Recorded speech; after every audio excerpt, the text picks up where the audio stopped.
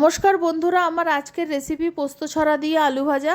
গরমের সময় অনেক কিছু খেতে ভালো লাগে না, তখন শুধু ডাল রান্না করে ডালের সঙ্গে এই রকম আলু ভাজা হলে ভাত খাওয়া হয়ে যায়, কোনো অসুবিধে হয় না। আমি আলুগুলোকে খোসা ছাড়িয়ে এরকম চৌকো চৌকো করে কেটে নিয়েছি। তেলের মধ্যে কারি পাতা দিলে খুব ছিটকায়, তাই আগে কারি পাতাটা শুকনো কড়াইতে নেড়ে নিলাম, তারপর তেল দেব। লো ফ্লেমে কারি পাতাটাকে কড়াইতে কিছুক্ষণ নাড়াচাড়া করে নিয়েছি। এবার তেল দিয়ে দেব। আমি অল্প সাদা তেলই দিয়েছি, তোমরা চাইলে সর্ষের তেলও দিতে পারো, তাতে কোনো অসুবিধা নেই।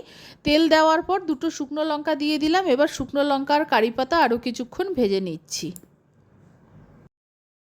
কারি পাতা আর লঙ্কাটা কিছুক্ষণ ভেজে নেওয়ার পর কেটে টুকরো করে রাখা আলুগুলো দিয়ে দিলাম।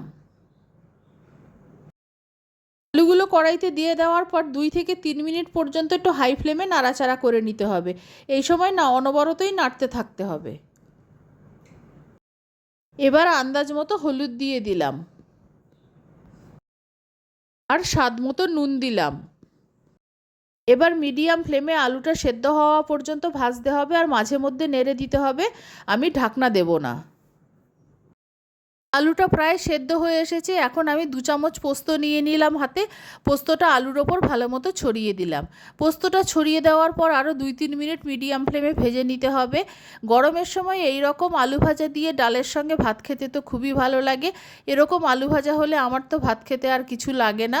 তোমরা একবার বাড়িতে বানিয়ে দেখো, খুবই ভালো লাগবে খেতে। আলু ভাজা হয়ে গেছে, নামিয়ে নিচ্ছি।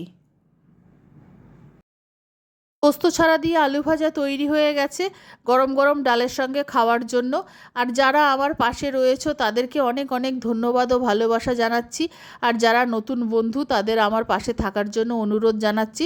সকলকে অনেক অনেক ধন্যবাদ ও ভালোবাসা জানিয়ে আমি আমার ভিডিও শেষ করছি।